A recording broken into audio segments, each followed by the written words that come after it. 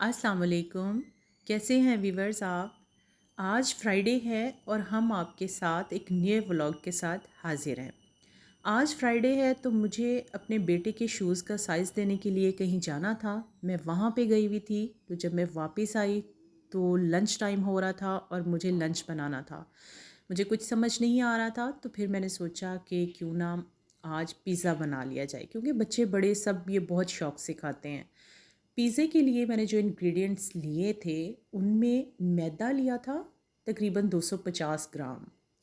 ये dry yeast का मैंने 1 एंड हाफ़ टेबल स्पून, और चीनी ली थी मैंने 1 टेबल स्पून, नमक लिया था मैंने 1 टेबल स्पून, 1 अंडा लिया था, और 1 एंड हाफ़ टेबल स्पून मैंने बटर लिया था, और 1/4 कप मैंने दूध और 1/4 कप मैंने पानी लिया था। दूध और पानी इन दोनों को हमने नीम गर्म कर लेना है। उसके बाद मेरे पास है आटा गूँदने वाली मशीन, क्योंकि जितनी अच्छी तरह से ये डो बनाती है, हाथ से कभी भी वैसा तैयार नहीं होता। तो सबसे पहले हम मशीन के अंदर मैदा डालते हैं, और ये है मेरे पास ड्राई यीस्ट। जो नीम गर्म पानी था मेरे पास, मैंने वो इसमें डाल दिया है ताकि इसके जो बारीक से दाने होते हैं वो अच्छी तरह से मेल्ट हो जाएं। तो बारी बारी अब हम इसके अंदर चीज़ें शामिल करेंगे। सबसे पहले हम इसके अंदर नमक शामिल करेंगे, तो साथ ही जो है वह हम इसके अंदर चीनी शामिल कर देंगे, तकरीबन 1 स्पून जो थी। अब हम जो अंडा है उसको फेंट लेंगे। आप चाहें तो इसको अच्छी तरह से फेंट लें, ना चाहें तो इसको वैसे भी डाल दें, क्योंकि मशीन ने इसको खुद ही जो है वो अच्छी तरह से इसने मिक्स कर लेना है। तो मैंने इसको जो था वो स्पून के साथ थोड़ा-सा इसको फेंट लिया था। तो अंडा शामिल कर दिया। उसके बाद अब हम इसके अंदर शामिल करते हैं, अब हम इसके अंदर बटर शामिल करेंगे। बटर को मेल्ट कर लें तो भी ठीक है, अगर आप नहीं मेल्ट करें तो भी ऐसे ही इसको डाल दें। 1 एंड हाफ़ टी स्पून मैंने इसमें बटर शामिल कर दिया था। तो अब ये यीस्ट जो है मेरे पास ख़मीर, इसके जो दाने हैं बारीक से, वो मेल्ट हो चुके हैं बिल्कुल अच्छी तरह से। इसको चम्मच से हिला लें, एक जैसा कर लें। करने के बाद इसको भी शामिल कर दें। तो सारी चीज़ें आहिस्ता आहिस्ता जब आप शामिल कर लें तो इसको अच्छे से फिर आप क्लोज़ कर दें। हम जो है वो इसका पहले जो इसको मिक्स करने के लिए इसका मिक्सर यूज़ होगा, तो वो मैंने लगाया नहीं था, वो मैं एंड पे लगाऊंगी। अब मैंने इसमें पहले दूध शामिल किया है।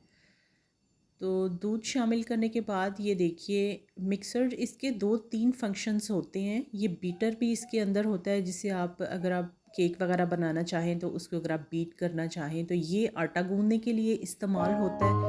मैंने ये लगा दिया और मशीन को करते हैं बंद और इसको ऑन कर देते हैं, ताकि ये अच्छी तरह से सारा कुछ मिक्स हो जाए। बिस्मिल्लाहिर्रहमानिर्रहीम। इसकी मुख्तलिफ स्पीड्स होती हैं। अगर आप चाहें तो बहुत तेज़ स्पीड पे भी इसको कर सकते हैं कि ये अच्छी तरह से उसको मिक्स कर दे, लेकिन अगर आप स्लो रखेंगे तो आपको इतना अंदाज़ा रहेगा कि आपने इसके अंदर कितना कितना पानी या दूध शामिल करना है। क्योंकि दूध में ये देखिए, मैं थोड़ा थोड़ा करके इसमें दूध शामिल करूँगी ताकि मुझे अंदाज़ा रहे कि डो जो है वो मैंने कितनी सॉफ्ट रखनी है। तो पिज़्ज़ा जो हम अमूमन बनाते हैं उसमें हम डो को बहुत ज़्यादा सख्त नहीं करेंगे। आपके डो के ऊपर डिपेंड करता है कि पिज़्ज़ा आपका हार्ड होगा या सॉफ्ट होगा। अमूमन जो क्रंची पिज़्ज़ा होता है वो डो सख्त रख के बनाया जाता है, लेकिन यहाँ पे मैं थोड़ा सा सॉफ्ट रखूँगी, बहुत ज़्यादा इसको हार्ड डो नहीं बनाऊँगी। तो ये हमारा, ये देखिए कि आटा जो है वो बाकी सारी चीज़ें अंदर मिक्स होती जा रही हैं आहिस्ता आहिस्ता से। अब मैं जो नीम गर्म पानी है वो शामिल करूँगी ताकि अच्छी तरह से उसका डो रेडी हो जाए। ये हमारा डो जो है वो जब तक रेडी होगा तो उतनी देर में हम इसकी पेस्ट का सामान भी जो है वो तैयार करना शुरू कर देंगे। कम से कम आप इसको मिक्सर को 10 मिनट तकरीबन दें, क्योंकि ये जितनी ज़्यादा टाइम मिक्सिंग इसकी होती रहेगी उतना ही आटा बहुत अच्छा पिज़्ज़े का गूंद होता है। जल्दबाज़ी बिल्कुल भी ना कीजिएगा। तो ये देखिए मैंने मीडियम सा इसको रखा हुआ है, बहुत ज़्यादा फास्ट भी नहीं है और बहुत ज़्यादा स्लो भी नहीं है। तो ये देखें इसने सारी चीज़ें अच्छी तरह से मिक्स कर ली और रोल हो गया है, आटा बर्तन बिल्कुल साफ़ हो गया है। इसका मतलब ये है कि डो जो है वो रेडी हो गया। इसको खोलते हैं और इसको हाथ की मदद से सारा जो है वो एक जैसा करके तो इसको कुछ देर के लिए हम रख देंगे। इकट्ठा करें अपना हाथ की मदद से। और देखिए अगर ये थोड़ा पतला हो जाए, सम टाइम ऐसा होता है कि पानी का इस्तेमाल थोड़ा ज़्यादा हो जाए, तो आप इसमें दोबारा से थोड़ा सा खुश्क मैदा जो होता है वो डाल के इसको फिर से ऑन करेंगे तो ये फिर थोड़ा सा ठीक हो जाएगा। लेकिन अमूमन जब हम पानी आहिस्ता आहिस्ता शामिल करें तो हमें अंदाज़ा हो ही जाता है कि ये कितना जो है ये पतला है या हार्ड है। ये देखिए ये इस तरह का आपका जो है वो पिज़्ज़े की डो का स्टफ़ होना चाहिए। तो ये अब मैं इसको कुछ टाइम के लिए छोड़ूंगी और इसको कवर करके रखूँगी। आप कम से कम इसको कोशिश करें कि जब आप इसको ढाँपें ऊपर से इसको किसी प्लास्टिक पेपर से कवर करें या ऐसे बर्तन से कवर करें कि ये एयर टाइट हो, इसके अंदर हवा शामिल ना हो, क्योंकि ख़मीर होता है इसके अंदर और ख़मीर को फूलने के लिए थोड़ा टाइम चाहिए होता है। तो ये तकरीबन मैंने 1 घंटा पहले इसको गूँद के तो रख दिया था।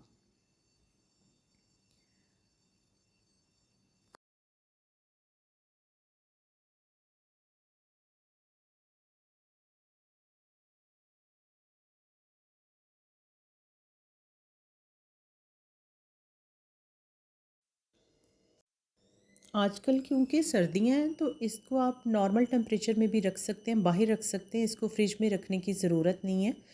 तो यहाँ पे मैं जो पेस्ट पिज़्ज़े के ऊपर हम यूज़ करते हैं, जो सॉसेज बनाते हैं हम उसको हम यूज़ करते हैं, तो वो मैं ख़ुद बना रही हूँ। अमूमन मार्केट में मिल जाती है लेकिन उसका वो वाला टेस्ट नहीं होता। आप अपने हिसाब से अगर उसको प्रिपेयर करें तो इट्स टू मच बेटर। तो मैंने पैन के अंदर थोड़ा सा कुकिंग ऑयल शामिल किया है। कुकिंग ऑयल जब ये गर्म हो गया था तो फिर मैंने उसके अंदर कटे हुए बारीक प्याज जो थे वो शामिल कर दिए। प्याज को हम इतना भूनेंगे कि ये हल्के से ब्राउन हो जाए। जब ये हल्के से ब्राउन हो जाए तो फिर आप इसके अंदर फ्रेश कटे हुए टमाटर शामिल कर दें। तो यहाँ पे मैं इसके अंदर टमाटर शामिल करने लगी हूँ। इसको भी अच्छे से हम भूनेंगे यहाँ तक कि टमाटर का पानी जो है वो सारा सोक हो जाए। ये जब ड्राई हो जाएगा सारा तो फिर हम इसके अंदर अपने फ्लेवर के हिसाब से जो है, अगर आपको ज़रूरत पड़े और ये टमाटर और प्याज ये अपने पानी में ये मेल्ट ना हो सके तो आप हल्का सा पानी का छींटा भी दे सकते हैं। तो उससे ये जो है ये बहुत अच्छा गल जाएगा। गलने के बाद अब हम जो है वो इसके अंदर अपने ज़रूरत के मुताबिक स्पाइसेस शामिल करेंगे। जैसे मैंने अब नमक शामिल किया है, हस्बे ज़ायक़ा मैंने नमक शामिल की है, अबाउट 1/4 चम्मच था। और साथ में मैं रेड पेपर जो है वो शामिल कर रही हूँ। बस इसमें मैंने 2 ही इंग्रेडिएंट्स शामिल किए थे और कुछ ख़ास इसमें शामिल नहीं किया।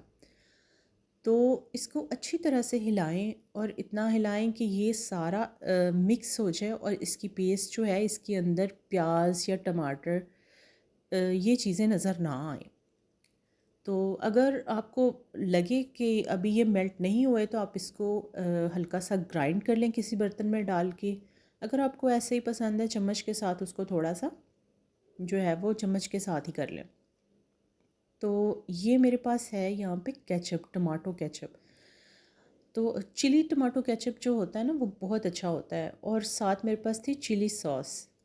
तो 2 टेबलस्पून वो और 2 टेबलस्पून ये मैंने दोनों मिक्स करके वो इसमें शामिल कर दिए। मैंने मज़ीद मसाले इसीलिए शामिल नहीं किए थे कि फिर इन केचप्स का जो टेस्ट होता है वो नहीं आता। तो यहाँ पे ये है मेरे पास इलेक्ट्रिक ओवन, इसको हम उर्दू में तंदूर कहते हैं। जो तंदूर होते हैं वो हमारे यहाँ पे यही होते हैं, जैसे रोटी बनाने के लिए, नान या पिज़्ज़ा वगैरह बनाने के लिए ये यूज़ हो जाते हैं। तो इसको मैंने ऑन किया, मैं इसको प्री हीट करूँगी पिज़्ज़ा बनाने से पहले। और यहाँ पे मैं जो जो मैंने डो बनाया था उसके 2 पिज़्ज़े आसानी से बन सकते हैं। तो मैं यहाँ पे उसको बेल रही हूँ। बेलन की मदद से, आप चाहें तो इसको हाथ की मदद से भी थोड़ा सा इसको स्प्रेड कर सकती हैं, लेकिन बेलन से ज़रा ये हो जाता है कि इसका बैलेंस बहुत अच्छा रहता है, तो बिल्कुल इक्वल रहता है। इसको जितना आप चाहते हैं कि पिज़्ज़े की मोटाई, उतना ही अगर आप इसको थोड़ा सा पतला बेलेंगे तो ये क्रंची हो जाएगा, अगर आप इसको थोड़ा सा मोटाई में रखेंगे तो ये फ्लफ़ी होगा, मज़े का होगा। ये तंदूर के ऊपर एक बनी हुई होती है, जिसके ऊपर हम इसको डाल देते हैं, लाइक तवा, जैसे तवा कह लें कि हम इसको इसके ऊपर डालते हैं, और इसलिए डालते हैं कि ये जो है थोड़ा सा नीचे से पक जाए। ये देखिए ये थोड़ा सा नीचे से पक गया था, तो मैंने फिर इसको प्लेट में डाला है। प्लेट में डाल के जो सॉस हमने तैयार की थी, मैं वो इसके ऊपर लगा रही हूँ स्पून की मदद से। इसको अच्छी तरह से आप स्प्रेड कर लें। ये देखिए ये बहुत अच्छी तरह से इसको स्प्रेड मैंने कर लिया है। जब ये आप अच्छी तरह से सारा फैला लें तो फिर उसके बाद आपका जो दिल चाहे आप ऊपर डालें, लेकिन मैं इस टाइम बना रही हूँ दोनों फ़िश और प्याज वाला पिज़्ज़ा। हमारे यहाँ अमूमन इटालियन में दोनों चिपोले बोला जाता है, पिज़्ज़ा दोनों चिपोले। तो ये मेरे पास था ग्रेट किया हुआ चीज़ मोज़रेला, तो ये मैं इसके ऊपर स्प्रेड कर रही हूँ। जितनी आपको पसंद हो, जिस हिसाब से आपको पसंद हो, आप वो इसके ऊपर स्प्रेड कर लें। तो इस चीज़ का ख़याल रखें कि जितना ये फ़्रेश होगा और जितनी तादाद में ये होगा, उतना ही पिज़्ज़े का टेस्ट जो है वो अच्छा आएगा। तो ये स्प्रेड कर दिया था। अब उसके बाद जो है मेरे पास टोना फ़िश है। हम लोग अमूमन इसमें ये कैन में आती है, लेकिन मेरे पास जो टोना फ़िश है ये चिली वाली है, इसमें रेड चिली शामिल थी। इसका बहुत अच्छा टेस्ट होता है। सिंपल टोना फ़िश से ज़्यादा रेड चिली वाली अगर आप लें तो वो बहुत अच्छा फ़र्स्ट क्लास किस्म का टेस्ट होता है। मैं इसको भी अब स्प्रेड करूँगी। इसके अंदर ऑयल होता है, आप चाहें तो निकाल दें, चाहे तो ऊपर डाल सकते हैं। और ये साथ में ग्रीन ऑलिव्स रख रही हूँ, क्योंकि पिज़्ज़े के अंदर ऑलिव्स बहुत अच्छे लगते हैं देखने में भी और खाने में भी, टेस्ट के हिसाब से। और अब मेरे पास बारीक कटा हुआ वाइट प्याज था। अगर आपको अच्छा लगता है रेड प्याज तो आप वो भी शामिल कर सकते हैं, लेकिन मैंने इसके अंदर जो था वो वाइट प्याज इसके ऊपर स्प्रेड किया है। तो हमने इसकी गार्निशिंग अब कर ली हुई है। लास्ट में मैंने फिर थोड़े से पीसेस जो हैं वो मोज़रेला चीज़ के रखे थे। ओवन हमारा प्री हीट हो चुका है, तो अब हम इसको प्लेट से उठा के तो डायरेक्ट ही ऐसे ही विदाउट स्टैंड, कोई स्टैंड की ज़रूरत नहीं है, तो आप इसमें रख के इसको बंद कर दें। इसके लिए इसमें कोई सेंटीग्रेड्स, कोई डिग्री या कोई उसमें टेम्परेचर का हिसाब नहीं होता, क्योंकि ये बहुत सिंपल सा आम सा सिर्फ तंदूरी रोटी के लिए होता है। तो ये देखिए मैंने इसको अबाउट 5 से 6 मिनट तक रखा था। तो उसके बाद मैं अब इसको निकाल रही हूँ और मैं आपको दिखाती हूँ कि पिज़्ज़ा हमारा किस तरह का रेडी हुआ है।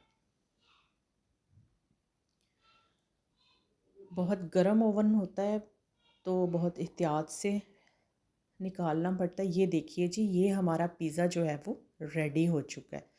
दोनों चिपोले स्प्राइट के साथ हम इसको सर्व करेंगे। हम आपको काट के दिखाते हैं कि ये किस तरह का बना है। आप देखिएगा कि ये बिल्कुल भी ज़्यादा क्रंची और ज़्यादा सॉफ्ट नहीं है। बहुत मज़े का और यमी हमारा पिज़्ज़ा तैयार हुआ है। इंतहाई आसान रेसिपी है, बहुत ही आसान। आप बनाइए, बच्चों को भी दीजिए। टू मच हेल्दी है कि इसमें चीज़, फ़िश, एवरीथिंग का इस्तेमाल है। कार्बोहाइड्रेट्स का भी इस्तेमाल होता है क्योंकि फ़्लोर यूज़ हो रहा है। तो ये थी हमारी आज की रेसिपी। उम्मीद है आपको पसंद आई होगी। ज़रूर ट्राई कीजिए। अपना ख्याल रखिए, दुआओं में याद रखिए। अल्लाह हाफ़िज़।